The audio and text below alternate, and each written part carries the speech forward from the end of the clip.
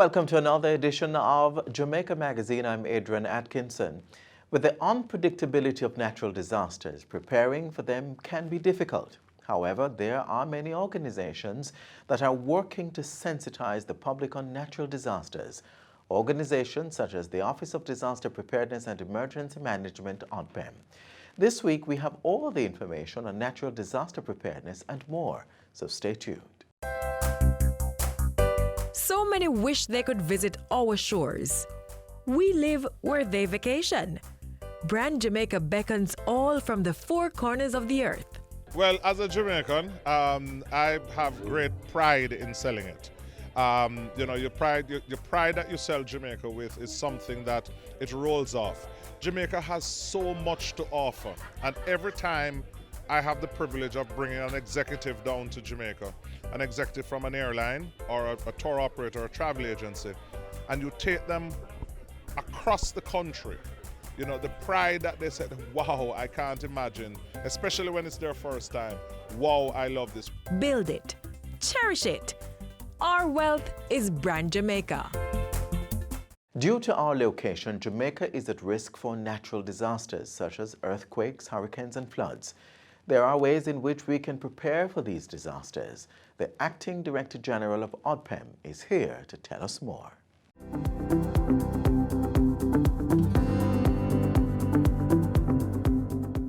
Welcome to Get the Facts, the program that provides you with information on government's policies and initiatives. I'm your host, Enthros Campbell. Jamaica's preparedness to respond to natural disasters such as hurricanes, floods, or earthquakes is critical to our recovery process. As such, the Office of Disaster Preparedness and Emergency Management, ODPEM, has to ensure that efforts are strategically coordinated. On today's program, we look at some of the measures in place for the 2019 hurricane season with Acting Director General Richard Thompson. Sir, welcome to the program. Yeah, thank you for having me. So good to have you.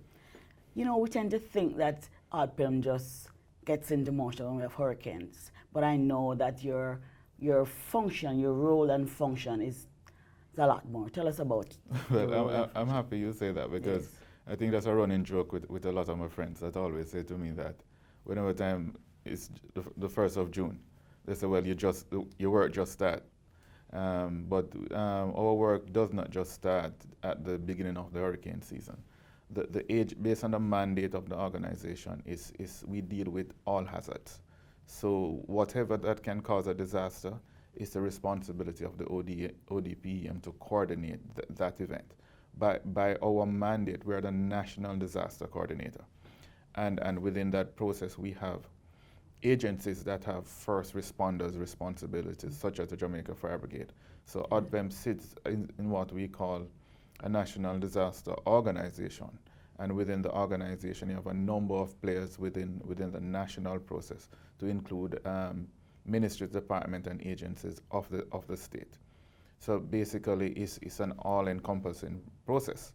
And the history of the ODPEM would go back to 1980. The agency started in 1980, just after the 1979 flood event.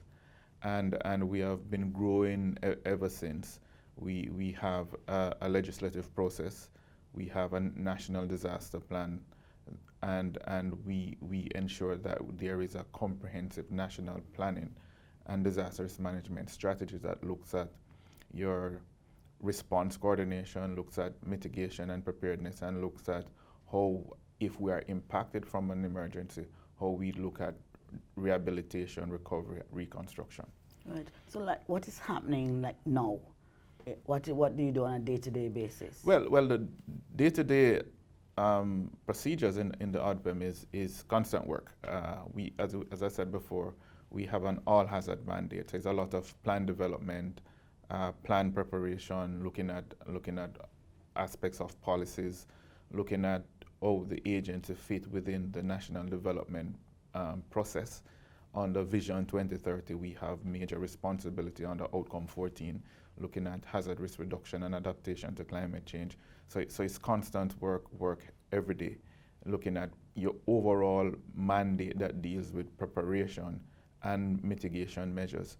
A lot of the work that we do goes all the way down to the community level, really where the rubber it hits the road from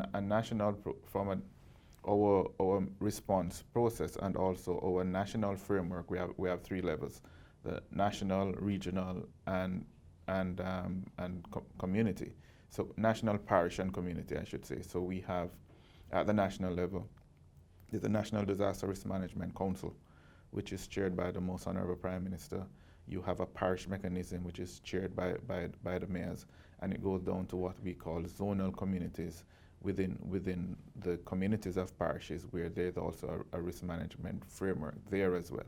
So we go from national, parish to local to ensure that the work is being done and that we are impacting the communities and impacting the people within the country. All right. So tell me about your response. Something happens and you get into motion. For example, not an hurricane, because we're going to come to that later, but tell me about the required response and public steps. Well, if something major happens, no, we're not talking about earthquake, but earthquake is always on the mind of Jamaicans because we are extremely vulnerable to earthquakes. So say, for instance, we should be impacted by an earthquake. We would activate the National Emergency Operations Center. The requirement for the activation of that center is set out in our National Disaster Plan.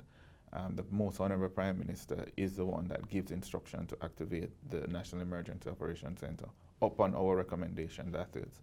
And once that is activated, you have a number of players that will sit in the National Emergency Operations Center, which is housed at the Union Road headquarters of the ODPEM. And we have all these liaison personnel sitting in that operations center.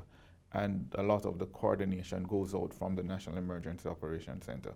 And we get information. Information goes both top down and bottom up, coming from the areas of impact. So if there is a major, say, after the earthquake, we have secondary events from earthquakes. So if there's a major fire happening and the fire brigade have to be there to doing your fire response, there are collapsed buildings, they have to be doing search and rescue.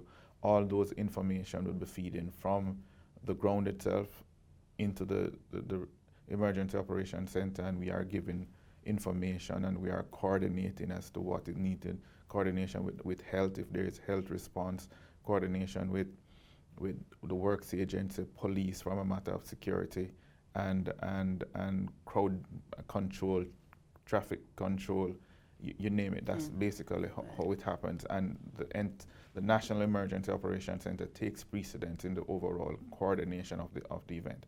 So talk to me a little bit more about the different agencies, because you have to coordinate with other agencies, as you said, the NAA, maybe the fire department, definitely fire department, and water commission, and so on. Talk to me a little bit more of that, about that coordination. So in as part of the national process, we have what is called a national response matrix, and the matrix itself set out based on events who are the lead, who are the support entities, and so that's how the operation is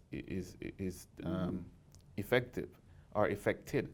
So each entity of the state have specific roles and responsibility that they have to perform that is outlined in the National Disaster Plan. So you can break it down from an earthquake, hurricane, road traffic accidents, marine type accidents, air accidents. It basically sets it. Traffic. Yeah. 'Cause you can have major traffic accident that you have 20, 30, 40 persons dying. So it's all the disasters that you can think about, we have responsibility and you're satisfied that we're prepared? Well, preparation is... We'll talk a little bit more about that. We'll talk about that. Yes, when we come back. We're talking disaster preparedness with Acting Director General of ODPEM, Richard Thompson. We'll be right back.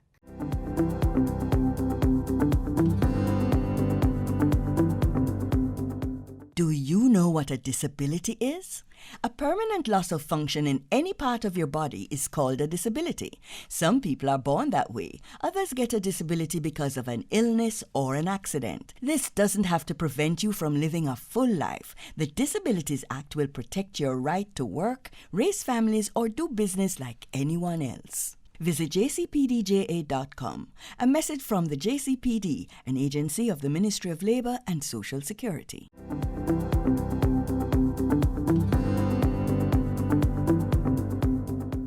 Welcome back to Get the Facts. We continue our discussion with Richard Thompson, who is the Acting Director General of ODPEM. Mr. Thompson, we are in the hurricane season. What kind of season are we expecting? Well, yes, we're in the hurricane season, and we all know that the hurricane season extends from June 1 to November 30th. Yes. Based on the prediction that came out of the National Hurricane Center, and what was given by our local Met Office, who works in close collaboration with the National Hurricane Center, we are expecting what is called a near normal season. So the meteorologists are saying that we're expecting roughly about 30% above. It could be 30% above normal or 30% below normal. The prediction for the season is for about 9 to 15 storms, 9 to 15 named storms, 4 to 8 to be hurricanes, and 2 to 4 to be major hurricane. You're talking about Cat 4, Cat 5. So that's the season that we're expecting. For us, the most active part of the season is normally in August to September. So if you look at our hurricane history, that's when we would have been impacted. Your Gilbert, Matthew, Gustav, TD16 that a lot of persons call Nicole. Yes. It's normally in that part of the season, which is the most active part of the season. So for small island developing state like ours, we normally say persons have to be prepared because it takes only one system to create major impact. Yeah. So you don't have to be impacted by 2-3 storms. You can, and it don't have to be a hurricane or a tropical storm for that matter. It can just be an adverse rainfall event, which Nicole was, TD16. When it was passed in Jamaica, it was actually TD meaning tropical depression. Meaning tropical depression. It was actually tropical depression number 16. So when storm systems are developing, you move from like invest to a tropical depression to a tropical invest. Yes. So it's part of the meteorological definitions. Languages. So when it becomes a tropical depression, it has a number. When it becomes a storm, which is a tropical storm, it gets a name. And so for TD16, which eventually developed into Nicole, it was just it brought just a lot of rainfall to Jamaica, and we were extremely impacted. I think we had about 2 persons dying from that event. So because of our levels of vulnerability and our levels of exposure, it is important that we're always putting in measures to ensure that the country is prepared. Yes. And preparedness is not just about the workings of the ODPEM. It's a comprehensive working across all the fabric and apparatus of the national system. Since you know that we are not usually prepared, how prepared are you to help us? You mean help in the jails? Yeah. I mean, no, the country. The country, people are in saying, general. no, boy, them don't see any rain and so on, so they're not prepared. How prepared is Well, not seeing any rain now is because we're having a drought. The meteorological science, it changes in very short time. You can move from a drought condition to having severe flooding. Yes, right. So it's to ensure that the work or the workings is always continuing. Right. And we work in close collaboration with the local authorities, the parish councils, the works agencies. Tell me about some of the things that you have in place to in the event we are hit by a hurricane. So a lot of it is to ensure that your system do work. And that you're exercising your system, and that persons have a clear picture, a clear operation picture of their roles and responsibilities. So yes, we would have a national store that we have supplies, your what we call comfort items, cots, blankets, you name that, some generators, GP tents, those kind of things that we have in store. And then the other agencies will be doing their work as well, ensuring that there's drain rehabilitation. We're doing a lot of work in the country as it relates to enhancing our road infrastructure, to ensure that our road infrastructure are robust enough that we don't have significant flooding, because those road infrastructure would have new and improved drain that we're doing a national drainage plan that should look at new capacity, new size for drains, to ensure that there's not a lot of flooding in our urban space. So we have been doing a lot of that work. enhancement in terms of the JDF, enhancement in terms of the Jamaica What about our Fire Brigade, shelters? the Jamaica Fire Brigade. We have, on average, a little bit over 900 shelters nationally, and we do early in the season and as best as possible, sometime throughout the season, shelter assessment to determine whether we are keeping those that we have as shelters and that, or we are taking out some that we have on the books now as shelters. And what normally happens is that a lot of our schools are used as shelters. One of the thinking behind that is because the school should have a design capability and a capacity so that it can withstand a lot of events. Because you know that it holds our most vulnerable population for a very long period of time. Yes. When do you decide to open a shelter? When do you spring into action? So once we're activated, then you have given all the notification, then you would expect that the shelters the shelter managers are activated, and they would try to, as best as possible, open the shelters, because they don't want to be trying to open a shelter during the event, especially during a hurricane. You want to ensure that the shelters are open in advance. So once you're saying to persons, if you live in low-lying areas, you need to evacuate, you must have the shelters open for persons to go into the shelters. Speak to Jamaica as it relates to us preparing ourselves. Well, as I said, not seeing any rain is because we're in a drought. But as I said, it takes only one, so you have to ensure that there is constant preparation. Persons should ensure that they have their family disaster plan. Not a lot of us look at that, to ensure that you have a family disaster plan, your family know where, if something major happened, where they should meet up, that you have as best as possible your supplies in home, you're checking your roofs. Know that it is a dry spell. You might not know if you have some kind of leakage, or you need to do some reinforcement or retrofitting of your roofs. Check for trees that are close in proximity to your homes. Do some prunings. We have to wrap now, but it was a real pleasure speaking with you, and I guess we have to do another program. Yes, thank you so very much. This has been Get the Facts with our guest, Richard Thompson, Acting Director General of the Office of Disaster Preparedness and Emergency Management, ODPEM.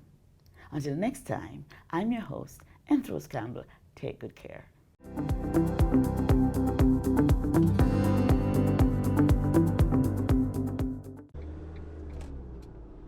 On our roads, remember, take time, be courteous, drive good, walk good. Don't drink alcohol and drive. Don't drive tired or sleepy. Don't tailgate and don't overtake unless it is safe to do so. And always drive at a speed which will allow you time to stop quickly and safely. Let's keep it safe on our roads. The Jamaica Social Investment Fund, JSIF, has been working extensively to increase Jamaica's resilience to natural disasters. Check this out. Disasters are expensive, costing life and property and a great deal of money for cleanup and repairs. For Jamaica, our small size, location and topography means that the country is especially vulnerable to earthquakes, hurricanes and floods. While it's difficult to prevent these devastating events, there are things that can be done to reduce the damage.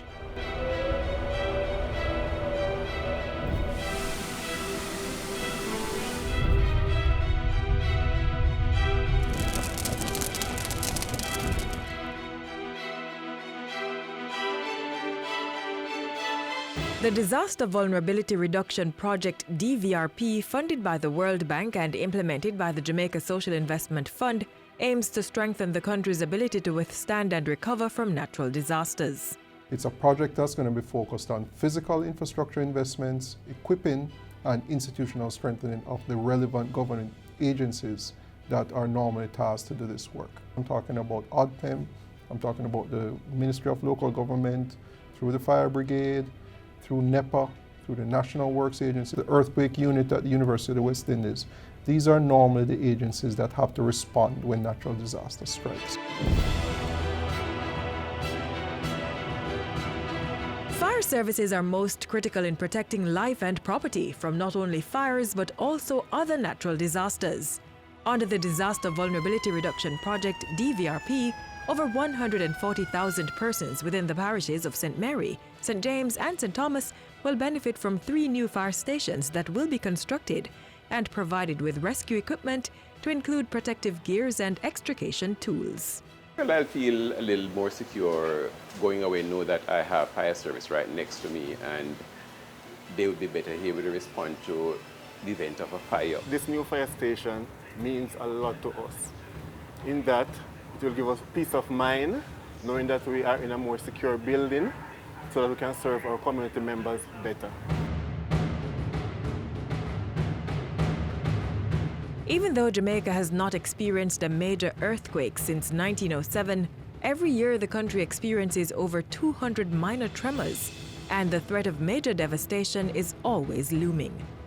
When it comes to preparing for an earthquake, data collection is important as this helps in understanding the risk associated with this event and will inform policy towards strengthening the country's resilience. Through the DVRP, assistance will be given to the University of the West Indies Mona Campus Earthquake Unit, which is responsible for monitoring the country's seismic activities. All their seismic stations will be upgraded. There's a number of different pieces of equipment we can receive. The first one is a series of seismometers, and these are digital seismometers. And these are to basically fit out the remaining stations with digital seismometers. So we're going to end up with those 10 stations completely upgraded, and then add an additional station to it, so an 11th station there. So we're moving from, we've got analog to digital. Additionally, we have a series of accelerometers. And the accelerometers do a different thing. The seismometers are there to record the earthquakes and they don't get triggered early on. The accelerometers are really there to tell us how the buildings shake. What is the severity of the shaking that goes on? And the importance of that is that a building will survive up to a certain amount of shaking and then it will collapse and then it will kill people. We obviously want to understand across Jamaica how the acceleration changes, how when you get an earthquake, the building shaking changes across the island. In an effort to address Jamaica's limited human capacity in the field of seismology, the project will fund a junior research fellow who will read for a PhD degree in seismology over a 3-year period and upon completion will be employed as a seismologist in the unit.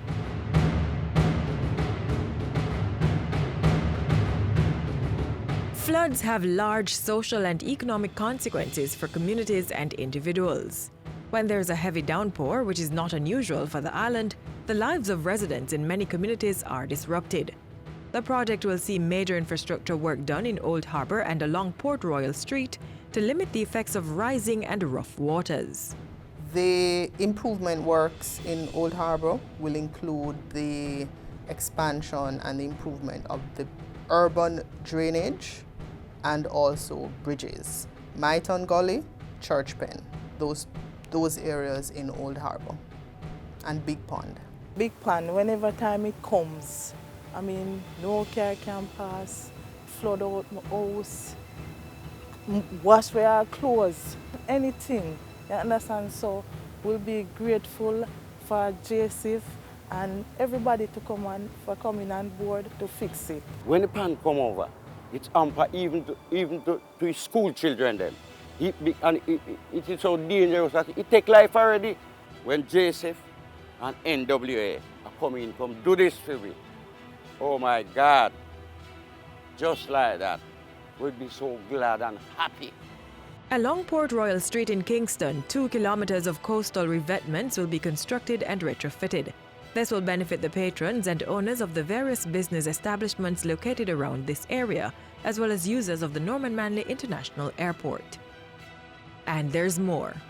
There is also a very important, critical element of the DVRP, which is funding to support training on the building code. Jamaica is moving towards enacting a new code, and so it will be important that persons involved in the construction industry, the players in government, or professionals, engineers, architects, etc., are fully exposed and trained on this new building code, and the project will support that. The total cost for the overall project is $42 million and is expected to be completed by 2022. The best time to prepare for a natural disaster is before it happens. Collecting information on disaster and risk reduction, constructing disaster-resilient buildings and structures will go a far way in limiting the cost of these natural hazards within Jamaica.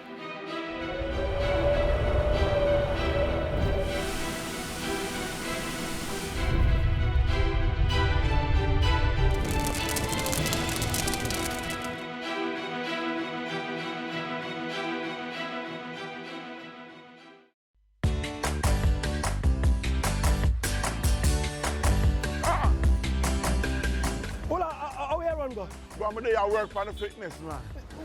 No, the fitness, I'm a care fitness, man. I'm paying a tax officer. Oh, yeah.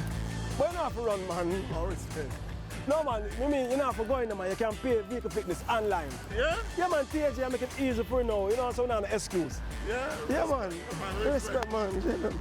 Hey, you still have to work on your fitness, though, you know. I'm going to deal with it online. Transformation is happening across the public sector. Many services are now available online. We are building a better public service for all. Brought to you by the Transformation Implementation Unit.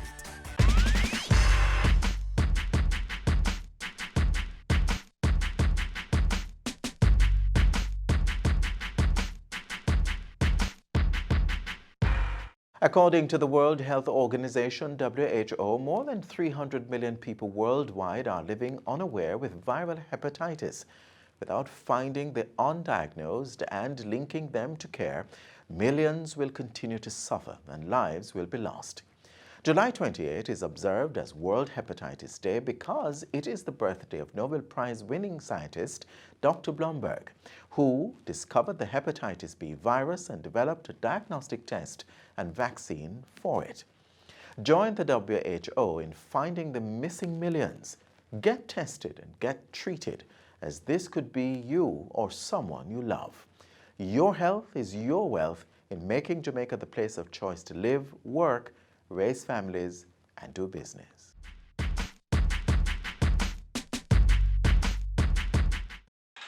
The following is brought to you by MOCA, the major organized crime and anti-corruption agency with kind support of NIA and USAID. Criminal minds think they are cunning. The major organized crime and anti-corruption agency have them running. Your friend a shout, come here. Take time running, are we ready for the ops? Drive up on your block, step out now me block, cyber take about your laptop. Pull up every lock, no evidence to drop. We put it in a cuffs and now we have the underground. Sin you say scam, you better look out fit. When you move corrupt, better look out fit. Please say you get wet, look out fit. Look out fit, look out fit. From you say scam, you better look out fit. When you move corrupt, better look out fit. Please say you get wet, look out fit. Look out fit, look out fit.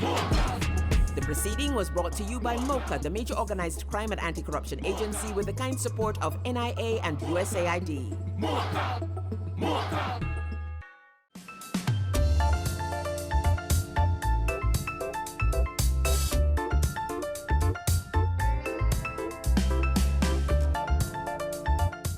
Thanks for watching another edition of Jamaica Magazine. Do join us again tomorrow when we'll do this all over again.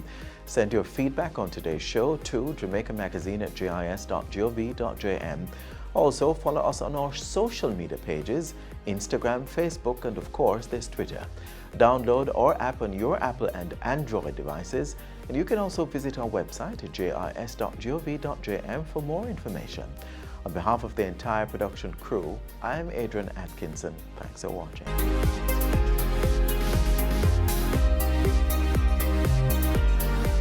This has been a production of the Jamaica Information Service, the voice of Jamaica.